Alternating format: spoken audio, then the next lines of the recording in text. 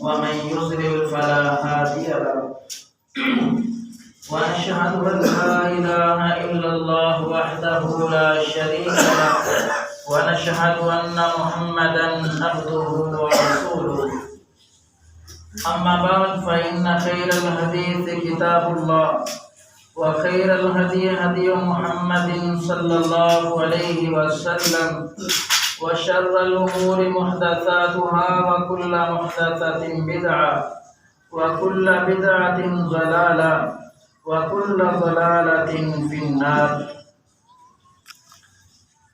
أما بعد فأعوذ بالله من الشيطان الرجيم. بسم الله الرحمن الرحيم. قل لا أملك نفسي نفعا ولا ضرا إلا ما شاء الله. وقال النبي صلى الله عليه وسلم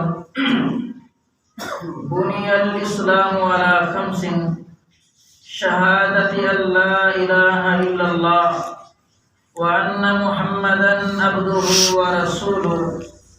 اسلام کی بنیاد 5 چیزوں پر رکھی گئی ہے: گواہی دینا دل و جان سے کہ اللہ تعالیٰ کے علاوہ کوئی عبادت کے لائق نہیں، وَأَنَّ مُحَمَّدًا عَبْدُهُ وَرَسُولُهُ، اور بے شک محمد صلی اللہ علیہ وسلم اللہ کے بندے اور اس کے رسول ہیں، وَإِقَامِ الصَّلَاةِ، اور نماز قائم کرنا، وَإِيتَاءِ الزَّکَاةِ، اور زکوٰۃ ادا کرنا، وصوم رمضان، رمضان کے روزے رکھنا، وحج البیت من استطاع علیکم سبیلا، بیت اللہ کا حج کرنا اگر زاد راہ کی طاقت ہو، اگر تمہارے پاس طاقت استطاعت ہے تو بیت اللہ کا حج کرنا۔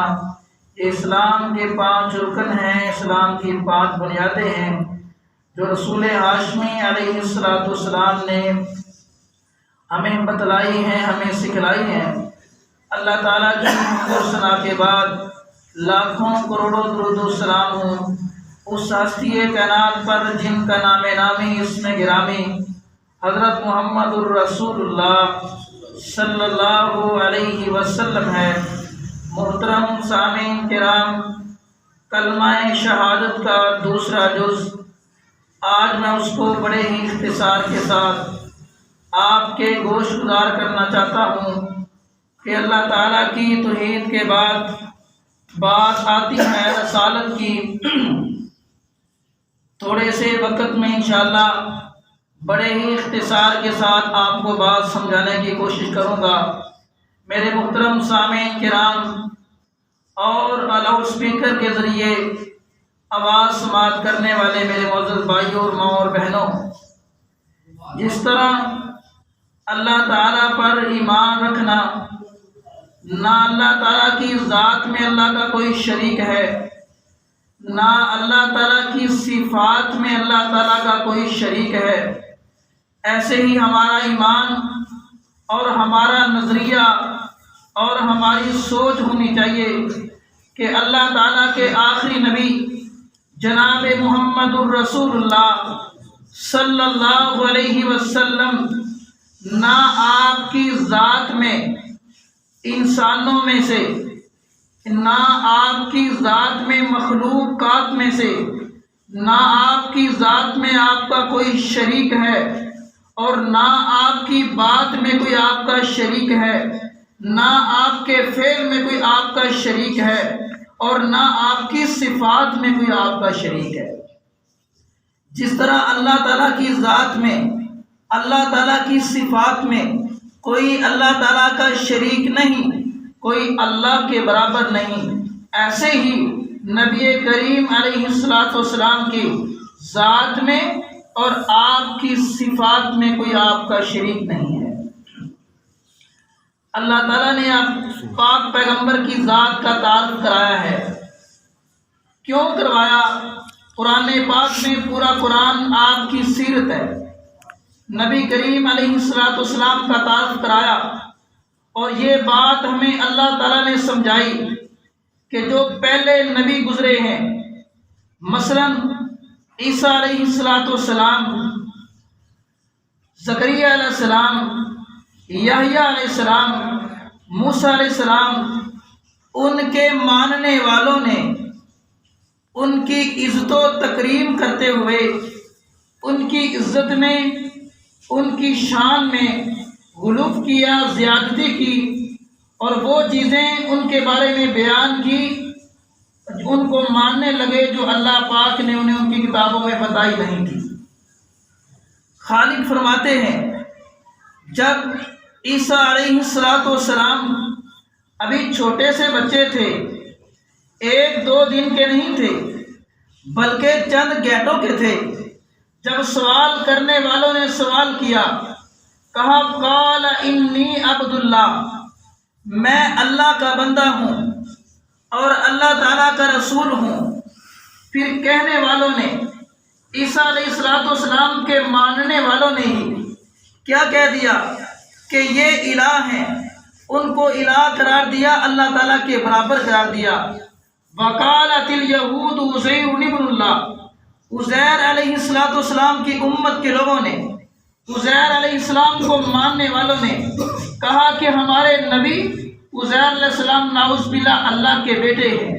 خالق فرماتے ہیں وقالت المسیح ابن اللہ، اور عیسائیوں نے کہا، نصارہ نے کہا، وقالت النصارى مسیح ابن اللہ، کہ نصارہ نے کہا کہ عیسیٰ علیہ السلام اللہ کے نعوذ باللہ بیٹے ہیں۔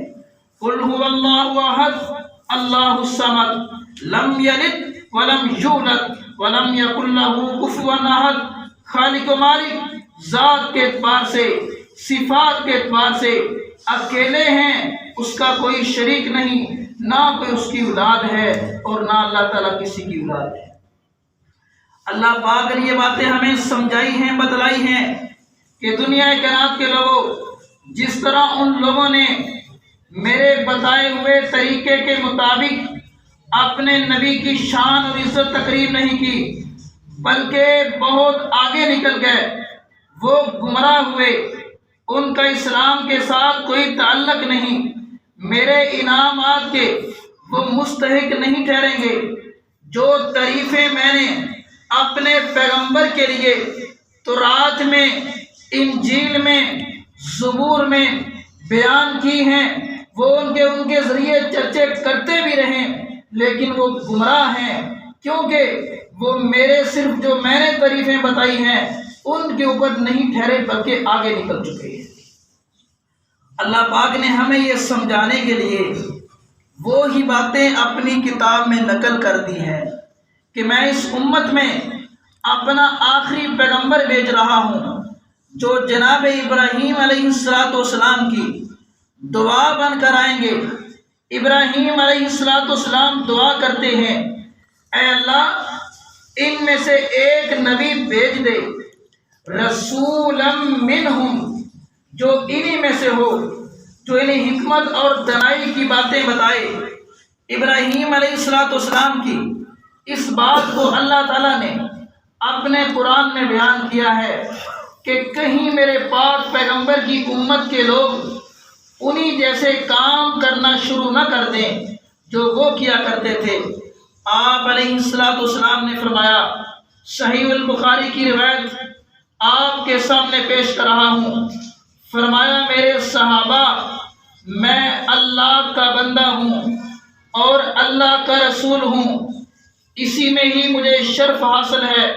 فرمایا میرے صحابہ، جس طرح یہود و نصارہ نے اپنے نبیوں کی عزت کو، شرف کو بڑھا دیا، غلو کیا، تم کہیں اس طرح نہ کرنا۔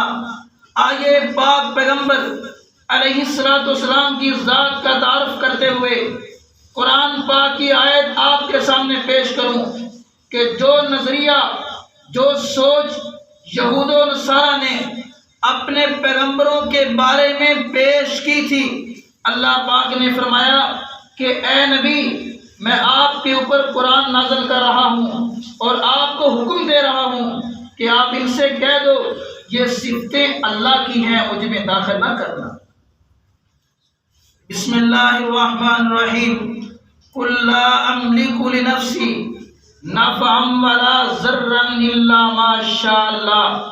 اے میرے پیارے پیغمبر، آپ ان سے کہہ دو میں اپنی جان کے لیے نہ نفع کا مالک ہوں نہ نقصان کا مالک ہوں۔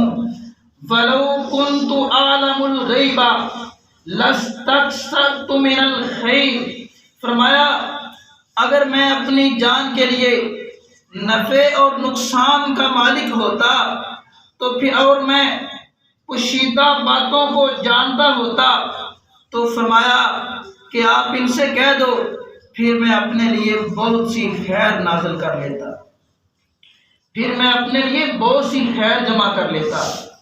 فرمایا میرے اللہ وَتُعِزُّ مَن تَشَاءُ وَتُذِلُّ مَن تَشَاءُ، میرے اللہ کی عزت دینے والے، میرے اللہ کی معاشرے میں ذلیل انسان کو کرنے والے، فرمایا یہ عزت مجھے دی ہے، میرے اللہ نے دی ہے۔ آیت کو یاد رکھیں، قُل لَا أَمْلِكُ لِنَفْسِي نَفْعًا وَلَا ضَرًّا إِلَّا مَا شَاءَ اللَّهُ۔ اے میرے پاک پیغمبر، آپ ان سے کہہ دو کہ میں اپنے لیے نہ نفع کا مالک ہوں نہ نقصان کا مالک ہوں۔ یہ آپ نے سنا ترجمہ۔ اب میں اس کی وضاحت کروں کہ آپ ان سے کہہ دو نفع کا مالک نہیں نقصان کا مالک نہیں۔ یہ آیت کس بات کا رد کر رہی ہے؟ میں اللہ کا اور رسول کا دیا ہوا کھا رہا ہوں۔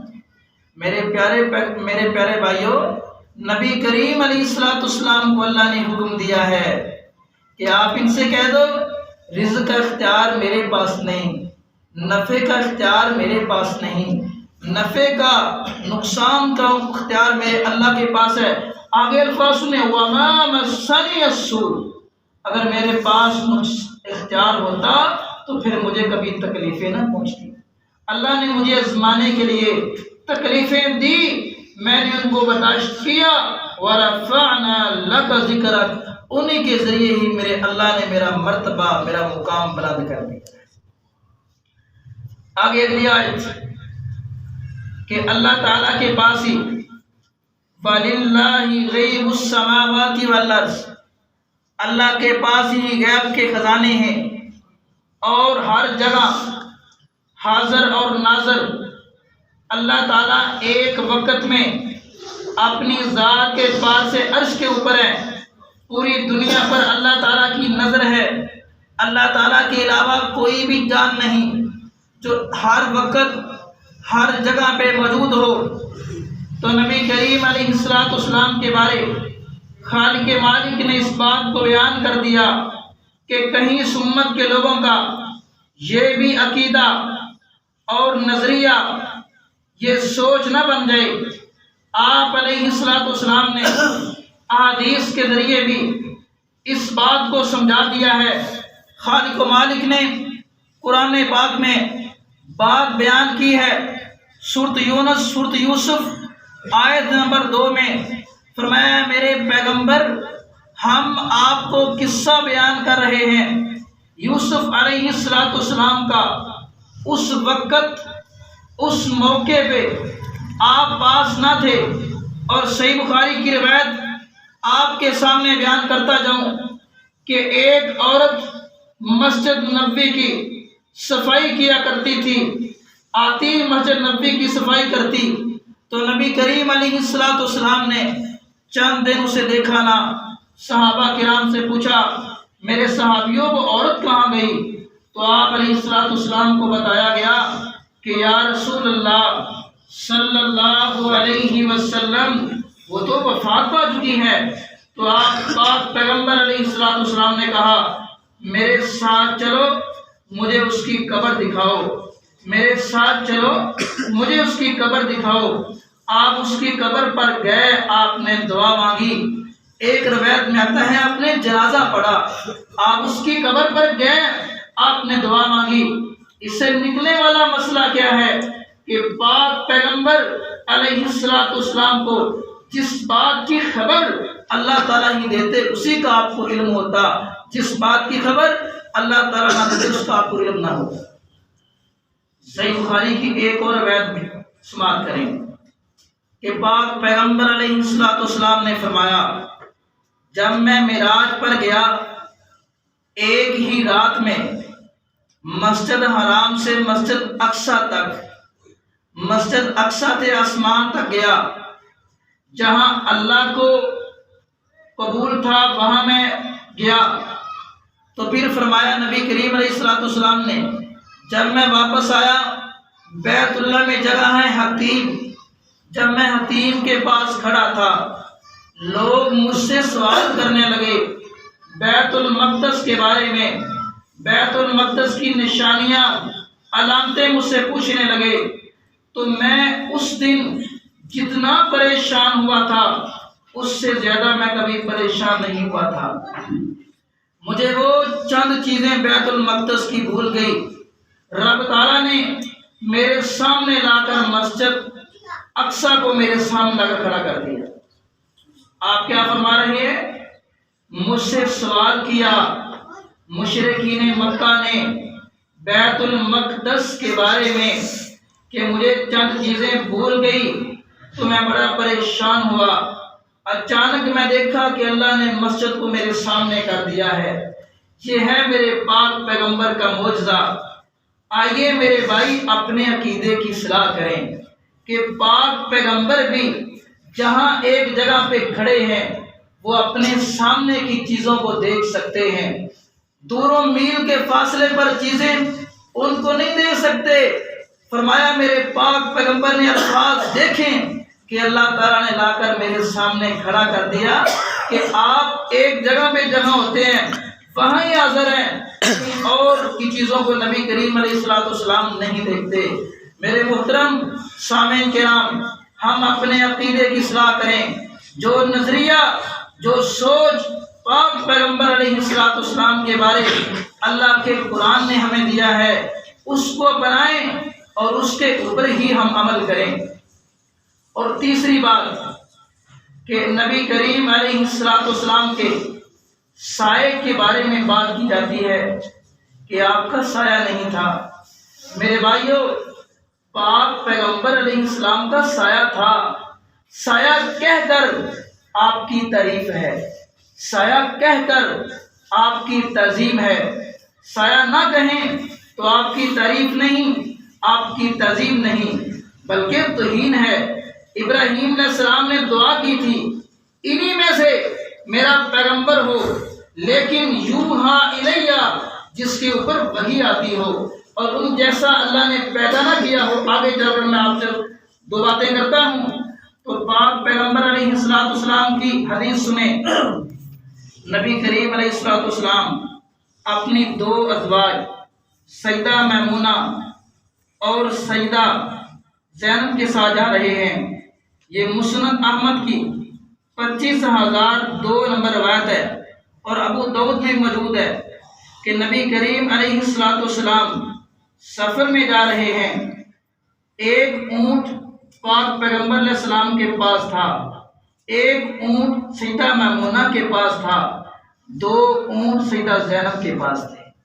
سیدہ میمونہ کا اونٹ راستے میں بیمار ہوا تو آپ علیہ الصلوۃ والسلام نے سیدہ زینب سے فرمایا کہ آپ، بلکہ سیدہ صفیہ تھی کہ آپ ان کو اونٹ دے دو۔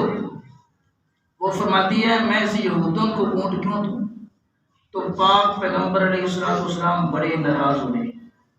آپ ناراض ہو گئے، حدیث میں آ رہا ہے 2 یا 3 مہینے آپ ان سے ناراض رہے سیدہ زینب سے۔ سیدہ زینب فرماتی ہیں جب 2 یا 3 مہینے گزر گئے، دوپہر کا وقت تھا، میں اپنا سامان باندھ کر اپنے ماں باپ کے گھر جانے لگی تھی، میں اچانک دیکھا کہ پاک پیغمبر کا مجھے سایہ نظر آیا، تو میں سمجھ گئی کہ اللہ کے نبی آ رہے ہیں۔ پھر آپ میرے پاس آئے، آپ نے مجھے سمجھایا۔ یہاں سے کتنے مسئلے نکلے ہیں؟ 2 مسئلے۔ ایک مسئلہ یہ نکلا کہ میرے پیغمبر بھی اپنی بیویوں سے ناراض ہوتے تھے، یہ نہیں کہا چپیٹے ماروں گا، فلاں کروں گا، وہ کروں گا۔ کتنی پیاری بات میرے پاک پیغمبر کی سیرت سے ملتی ہے۔ آپ ناراض ہو گئے، آپ خاموش ہو گئے، اس لیے میرے پاک پیغمبر نے فرمایا ہے خاموشی میں بڑی حکمت ہے۔ جب آپ اپنی ازواج سے کبھی ناراض ہوتے، ناراض کیوں ہوتے؟ ناراضگی کیوں ہوتی؟ امت کو سبق دینے کے لیے۔ جب آپ کبھی ناراض ہوتے، آپ ڈانگیں پہاڑیاں ہمارے جیسے کام نہیں کرتے، بلکہ آپ علیہ الصلوۃ والسلام خاموش ہو جاتے تاکہ ان کو خود ہی سمجھ آ جائے۔ ایک اور بات آ رہی ہے کہ جب ازواج مطہرات نے آپ سے دنیا کی دولت کا سوال کیا تھا کہ دوسری انصار کی جو عورتیں ہیں ان کے پاس بڑے پیسے، بڑی زینت، بڑے لباس، ہم آپ کی بیویاں ہیں، ہم آپ کی پیغمبر کی بیویاں ہیں، ہم بڑی تنگی والے حالات میں ہیں، تو نبی کریم علیہ الصلوۃ والسلام نے فرمایا کہ آپ دنیا کے لوگ اور دنیا کی زند کو چاہ رہی ہو۔ آپ علیہ السلام ان سے ناراض رہے، 1 مہینہ آپ ان سے ناراض رہے، لیکن آپ نے کبھی ان کے ساتھ جس طرح ہمارے معاشرے میں کرتے ہیں بد کلامی والا آپ نے سلوک نہیں کیا۔ یہ میرے پاک پیغمبر کی حدیث سے کتنا پیارا مسئلہ نکل رہا ہے کہ آپ نے خاموشی کر لی، اور خاموشی میں بڑی پاور ہے، خاموشی میں بڑی طاقت ہے۔ جب کوئی غلطی دیکھ کر اپنی بیوی کی آپ خاموش ہو جاؤ گے نا، وہ خود ہی انشاءاللہ آپ کے پاس آئے گی۔ یہ میرے پاک پیغمبر کی سیرت میں سے مسئلہ نکلا ہے۔ عائشہ فرماتی ہیں کہ نبی کریم علیہ الصلوۃ والسلام نے فرمایا کہ عائشہ جب آپ مجھ سے ناراض ہوتی ہیں میں آپ کو تب بھی پہچان لیتا ہوں، جب آپ مجھ سے راضی ہوتی ہیں میں تب بھی پہچان لیتا ہوں۔ کوئی ایسا ہے جو اپنی بیوی کو کہے کہنے سے میری شان کام ہو جائے گی، میں تھلے لگ جاؤں گا؟ نہیں، میرے پاک پیغمبر کیا کہتے ہیں؟ عائشہ جب آپ مجھ سے ناراض ہوتی ہیں ان کو راضی کرنے کے لیے میں آپ کو تب بھی پہچان لیتا ہوں، جب آپ خوش ہوتی ہیں میں تب بھی پہچان۔ کیسے یا رسول اللہ؟ جب آپ مجھ سے راضی ہوتی ہیں آپ کہتی ہیں میں نے ایسا کام کیا، ایسا کام کروں گی، مجھے محمد کے رب کی قسم۔ جب آپ مجھ سے ناراض ہوتی ہیں تو آپ کہتی ہیں ایسا کام کیا یا ایسا کام کروں گی، مجھے ابراہیم کے رب کی قسم۔ آپ میرا نام نہیں لیتی۔ یہ میرے پاک پیغمبر کی سیرت سے کتنی پیاری بات نکل رہی ہے۔ آپ علیہ الصلوۃ والسلام کیسے اپنی ازواج کے ساتھ رہا کرتے۔ اور دوسرا جو مسئلہ نکلا ہے پیارے پیغمبر علیہ الصلوۃ والسلام کے سائے کے بارے میں، یہ 3 باتیں میں نے آپ کے سامنے بیان کی ہیں۔ اللہ ہمیں ہمارے عقیدے کی اصلاح کرنے کی توفیق عطا فرمائے۔ اور چوتھی بات فرمایا نبی ان سے کہہ دو قل انما انا بشر مثلکم یوحی الی، میں بھی تمہاری طرح بشر ہوں۔ بشر کہنے سے میرے پاک پیغمبر کی شان کم نہیں ہوتی بلکہ بڑھتی ہے۔ فرمایا آگے اور لیکن فرق یہ ہے میرے پاس وحی آتی ہے، تمہارے پاس وحی نہیں آتی۔ میرا نبی وہ ہے جس نے اشارہ کیا تھا چاند 2 ٹکڑے ہوا، تم اشارہ کرو نہیں ہوگا۔ میرا پیغمبر وہ ہے جس کے پسینے سے کستوری جتنی جیسی خوشبو آئے، تمہارے پسینے سے خوشبو نہیں بلکہ بدبو آئے۔ میرا پاک پیغمبر وہ ہے جو کڑوے کنویں میں تھوک دے میٹھا ہو جائے۔ میرا پاک پیغمبر وہ ہے جو تھوڑے سے آٹے میں اپنا تھوک مبارک، اپنا لعاب مبارک ڈال دے، 1400-1500 صحابہ کرام کھا جائیں۔ میرا پاک پیغمبر وہ ہے قضائے حاجت کے لیے جائے، درخت اور کوئی نظر نہ آئے، آپ کے اللہ کے حکم کے ساتھ 2 درخت چل کے آپ کے پاس آ جائیں، دیوار بن جائیں، اوٹ بن جائیں، آپ قضائے حاجت کر لیں۔ یہ میرے پاک پیغمبر ہے۔ فرمایا فرق یہ ہے تمہارے پاس وحی نہیں آتی، میرے نبی کے پاس وحی آتی ہے۔ فرق یہ ہے کہ اللہ کے نبی کریم صلی اللہ علیہ وسلم رات کو سوئے ہوتے ہیں، اللہ ان کو کھلاتا ہے، تم رات کو سوتے ہو، تمہیں اللہ کھلاتا نہیں ہے۔ کہ اللہ کی صفتیں اور نبی کریم علیہ الصلوۃ والسلام کی صفتیں مالک کائنات نے اپنی کتاب میں اور پاک پیغمبر نے اپنے فرمان میں بیان کی ہیں۔ انہی پر ہمارا عمل ہو، انہی پر ہمارا عقیدہ ہو، انہی پر ہمارا نظریہ ہو، اور اس پر ہی ہماری نجات ہے۔ 15ویں پارے میں اللہ پاک نے بات بیان کی ہے، یہ لوگ نبی کریم پر ایمان کیوں نہیں لاتے؟ یہ کہتے ہیں ہم ایمان لائیں گے کہ اس کی طرح انسان نہ ہو بلکہ فرشتہ ہو۔ اللہ پاک نے جواب دیا ہے اگر کوئی زمین پر رہنے والے فرشتے ہوتے تو ہم زمین پر فرشتہ بنا کر نازل کرتے۔ زمین پر رہنے والے انسان ہیں، عبد ہیں، ہم نے عبد کو بھیجا ہے، لیکن وَأَحْسَنَ مِنْكَ لَمْ تَرَ قَطُّ عَيْنِي وَأَجْمَلَ مِنْكَ لَمْ تَلِدِ النِّسَاءُ خُلِقْتَ مُبَرَّأً مِنْ كُلِّ عَيْبٍ كَأَنَّكَ قَدْ خُلِقْتَ كَمَا تَشَاءُ۔ اس کا ترجمہ حضرت سان نے کیا ہے، فرمایا کہ میری آنکھوں نے بڑے بڑے سین دیکھے، آپ جیسا نہیں دیکھا، مجھے ایسے لگتا ہے کہ آپ کہتے گئے، اللہ آپ کو بناتے گئے، کسی جان نے کسی ماں نے آپ جیسا جنا نہیں ہے۔ اللہ تعالیٰ حق بات کو سمجھنے کی، عمل کرنے کی توفیق عطا فرمائے۔ وما علینا الا